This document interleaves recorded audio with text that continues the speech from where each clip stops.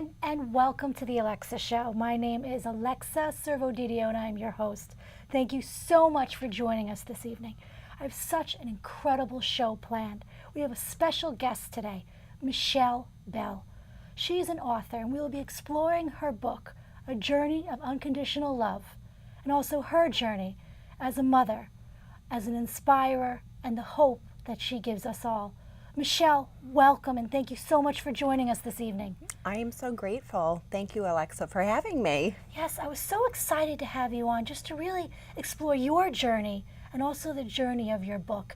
How did this all begin? It took 11 years. 11 years of pretty much going into seclusion and doing the work. Mm-hmm.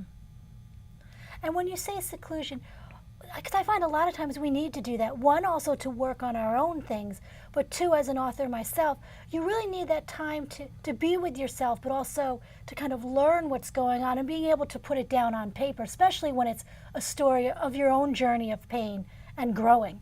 How was that for you? Going into silence and going within doing the work has made me even evolve more than I am as a person.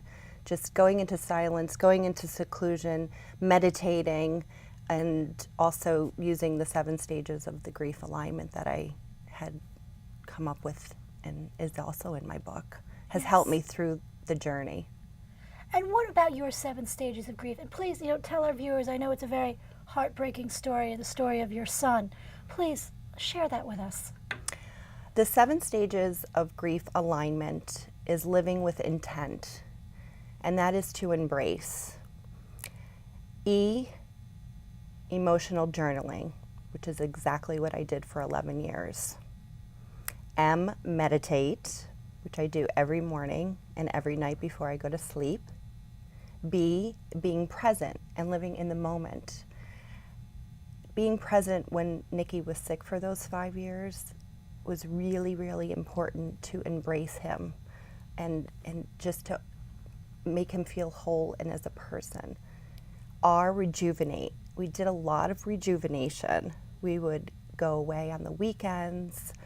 We went on little mini vacations to rejuvenate your soul, to continue on for the next treatment or whatever it may be, because we never knew each day was different.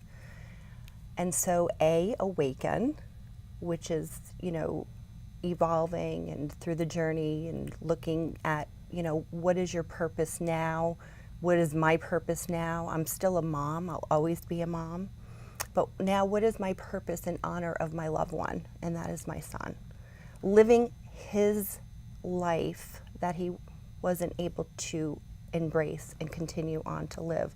It's my purpose as a mom to continue his life. And as long as I breathe, I will always speak his name because it is therapy for me. Oh, yes. And so C, connect, connecting with the universe, connecting with your tribe, connecting with people. That is really important. And E, eat healthy. Incredible. Yeah, eating healthy is so important. And what you put into your into your body, and makes you feel like this morning I had already my celery juice and my smoothie, and I'm great. I'm good for the rest of the day. Yes.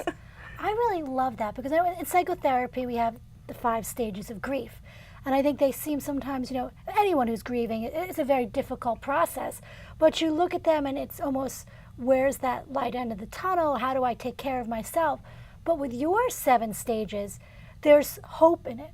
There's some, also I think, which is important, working on yourself as the one that's left behind. Because I think so many times people don't realize there's also so much work as when you were the caregiver, but also when you were left behind. I think it's important to take care of yourself, to also rejuvenate while you're going through this chaos, while you're going through this pain.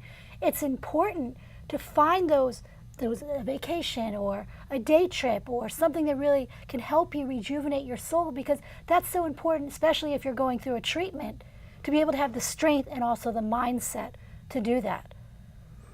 Yes, I bring all of the 7 stages of grief alignment and into my one-on-one personalized retreats, because I work a lot with young adults, which I absolutely love. I love working with young adults.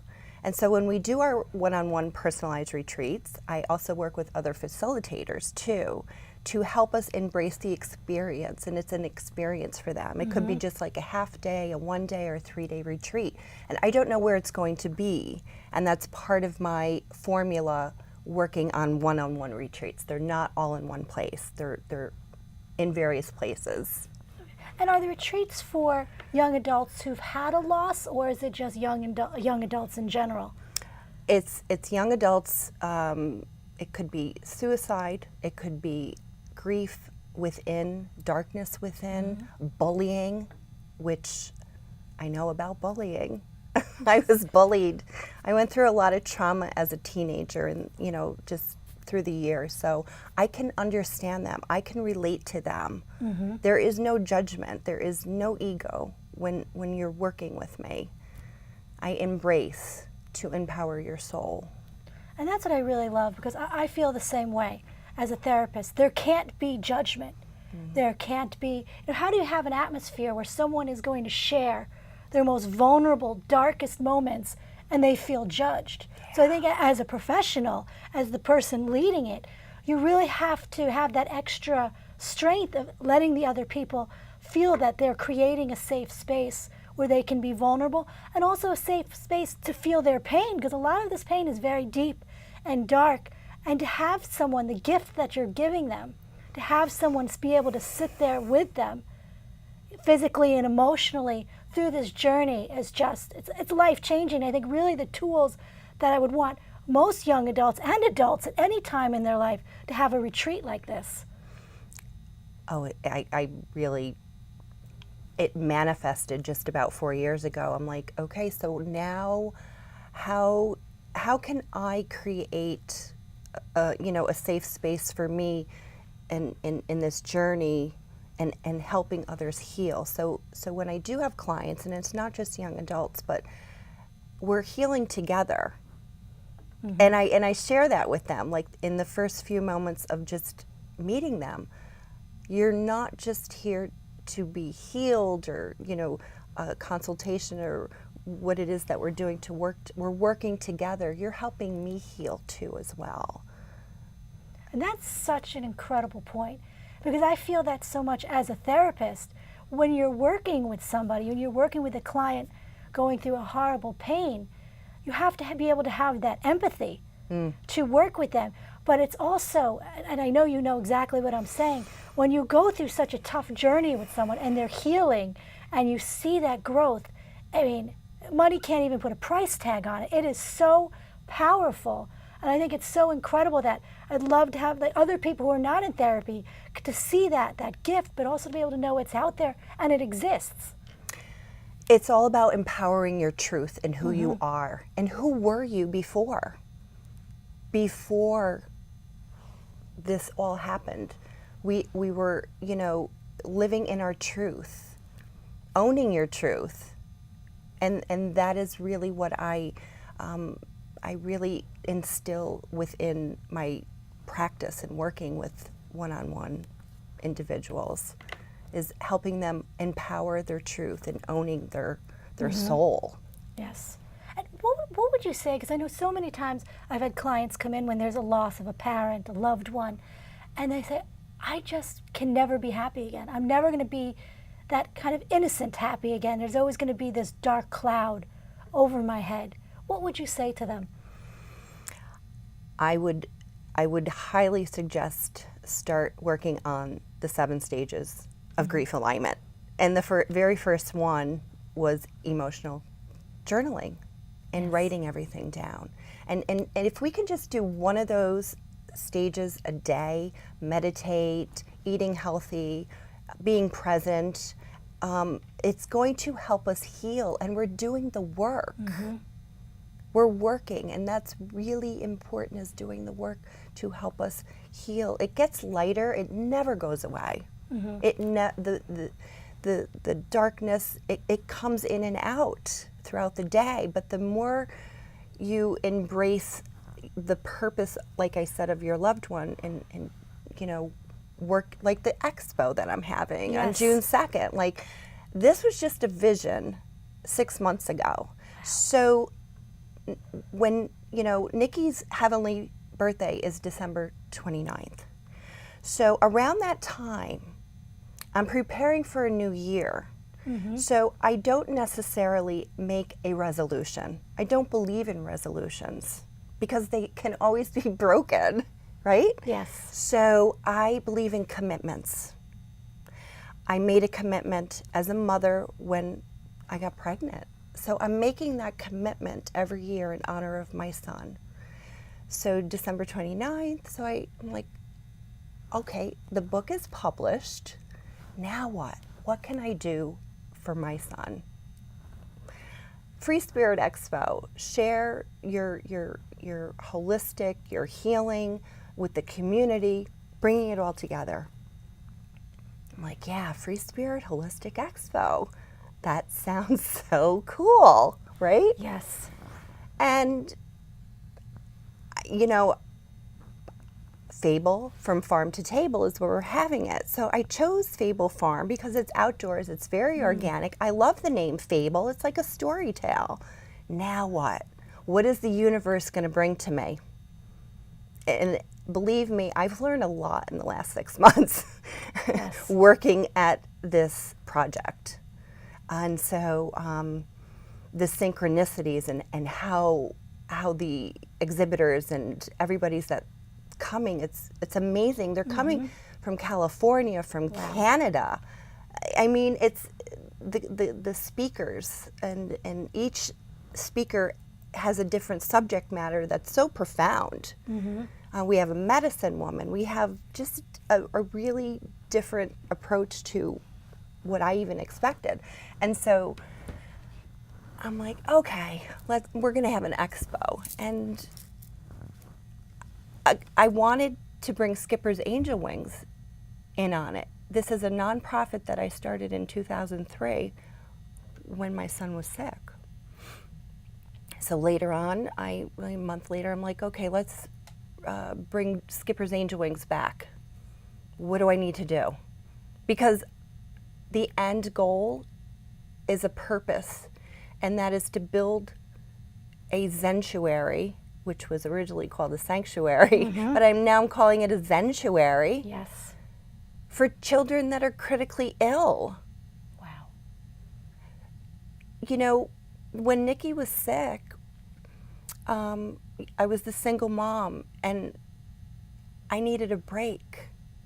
I needed rejuvenation and to break away. So why not have a sacred space for these critically ill children to go to? What if mom and dad needs a break? Bring them to the sanctuary or a 3-day retreat at the sanctuary, using mindfulness and consciousness and helping them go through their own, what it is that they're going through. And I'll share with you that when Nikki was diagnosed with cancer, the doctor gave him less than 3 years. Wow. And I'm like, okay. What do you do with that? Yeah. So mindful living in the now, being present, rejuvenation, going on these vacations, breaking away from, I call it a shit show. It's trauma for the parents, it's trauma for the children. So breaking away from that allowed him to stay with me for 5 years. Powerful. It was really powerful. He was so faithful. And together, like as a team, him and I we just manifested this great abundance of living mindfully. We went to the hospital, NYU, every day, drove down the FDR, an hour and a half drive down, an hour and a half drive back. We did what we needed to do at the hospital, but as soon as we left, he came home, he was with his friends, he was playing basketball. He didn't allow it to interrupt his life. And that's so important too. And I think as you're speaking, it's just, I'm nodding my head because a lot of times I always say, finding your peace within the chaos. And I think that's what I really mean is what you're just saying. Yes, when horrible things are happening, the last thing you're thinking about is, how can I find a moment to enjoy my day? Or and especially as a caretaker, you're on crisis duty. You're just, trying on automatic pilot.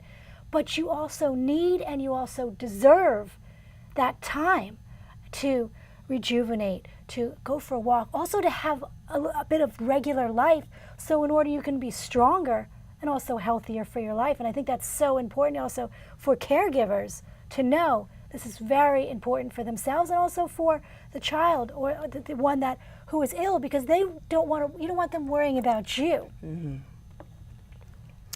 And that is one thing that my son did. He worried about me. Mm-hmm. We worried about each other. But our relationship transcends death. It's just, I was so blessed to have him within my journey, because within those 18 years, he had taught me unconditional love. That was the lesson. Yes. He taught me that unconditional love that I really never experienced. And I share all these little stories in my book, the synchronicities, the serendipities of things that happened through our journey as mother and son. But then after our journey, his soul is so profound. Yes, and I think just, speaking about your expo is so important because it's his memory, his legend, moving on, but also helping others, healing others. I mean, what a gift can he give to any more people by doing that, by being here emotionally and spiritually to help others heal and creating that space, and also for you, giving others that chance to know. And it's such a gift to give others. How many speakers are you going to have? Because I heard it's a huge event. We have 12 speakers, wow, and all of which are very different and unique. We have raw food and organic demonstration. We have the blood detective, Dr. Michael Wald. We have Teresa Fernand. We have an alchemist practitioner coming in from California. We have Gary Robusto, who's been on National Geographic's Bigfoot, paranormal, really deep spiritual stuff. He's great. We have Laura Aversano, who's a spirit walker. We have Ellie Molino, mindfulness and consciousness, Natalie Nath, Reiki, medical intuitive Reiki in the OR. I find that really incredible. She is just a beauty. And so we have medicine woman who's going to be doing all kinds of qigong throughout the day, drumming throughout the day, gypsy music throughout the day, organic food, just great. A great little boutique expo. I'm just so thankful to the universe for bringing all of these people together, healers, readers, and we also have Pharmacy Day Yoga. Oh, wow. Every hour on top of the hour, we have restorative yoga with Kelly Davis. We have embodiment yoga, yoga dance. A friend of mine from Kripalu is coming up to do a yoga dance, and we're going to be doing a spirit circle. A medicine circle, I think.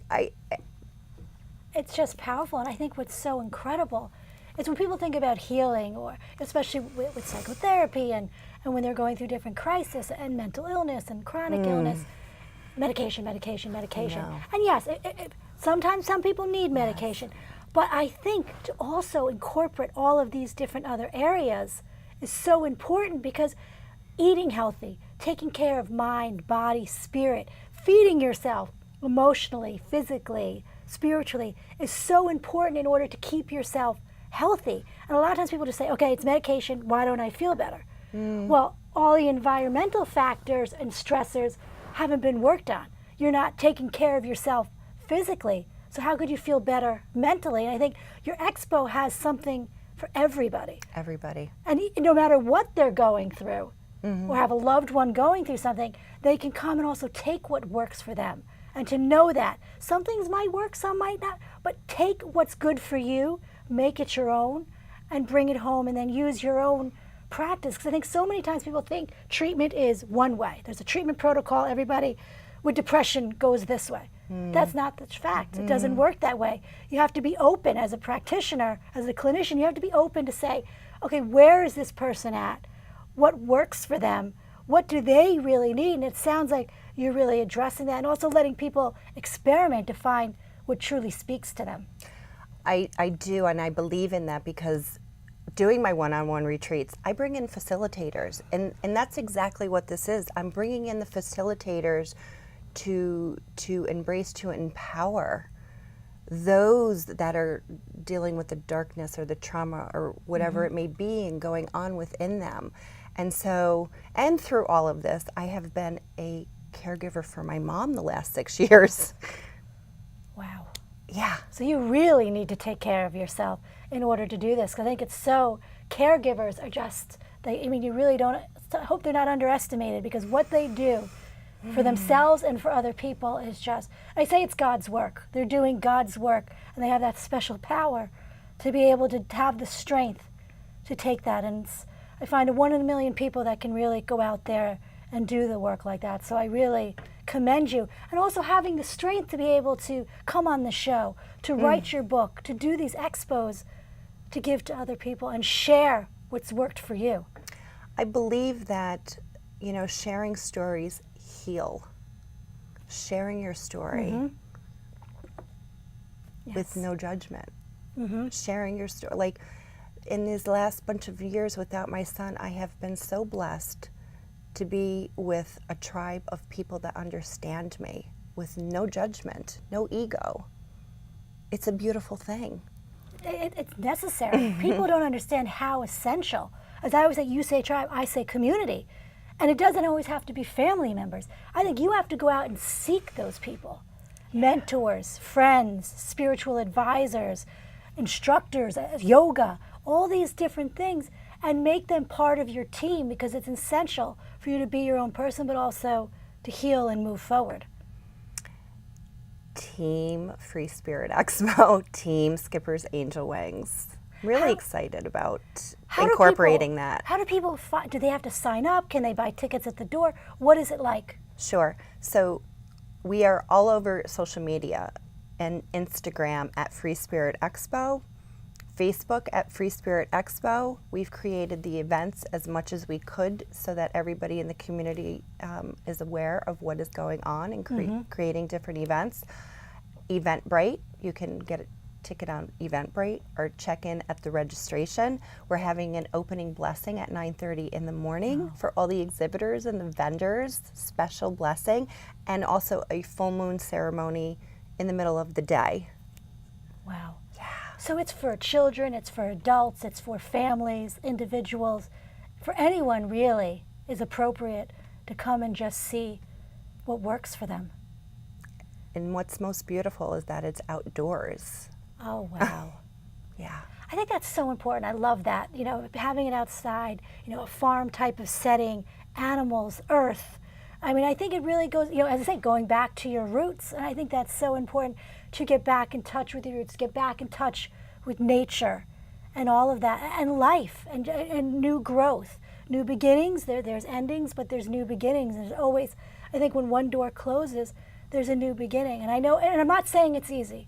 I know it's very hard to move forward and to work through this, but I think it's being able to find that as part of your healing process. And it takes time, as you said. It doesn't happen overnight, but I think it's so important for each person to find their journey, to find their timing, and to seek it. And it's not easy, but to be able, the end result is, I can't even explain it.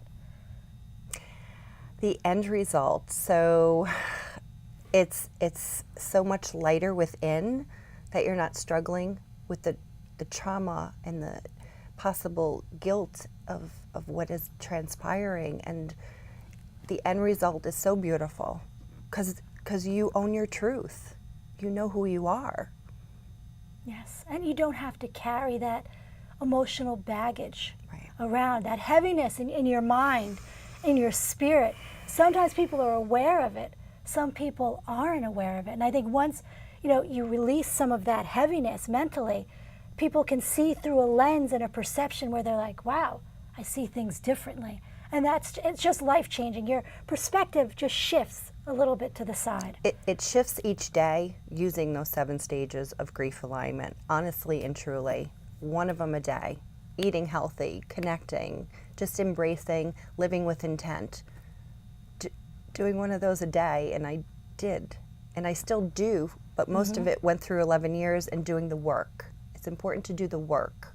Yes, and that's important. I think you have to put the work in. You have to, it's not always easy. You don't have to be completely motivated, but just show up for yourself and do the work. We're at the end of the show. How can my viewers find you on social media? Instagram at Free Spirit Expo, Instagram at Michelle_Bell. I'm on Facebook, Michelle Bell at Free Spirit Expo. My book is also on Amazon, A Journey of Unconditional Love. Great reviews. It's a beautiful, beautiful story. Thank you. You're such a beautiful person, and thank you so much for being on tonight. And I urge all my viewers, please check out the expo Sunday, June 2nd. Check it out online and show up. Everyone, again, thank you so much for tuning in tonight. Make sure every day you're finding your peace within the chaos.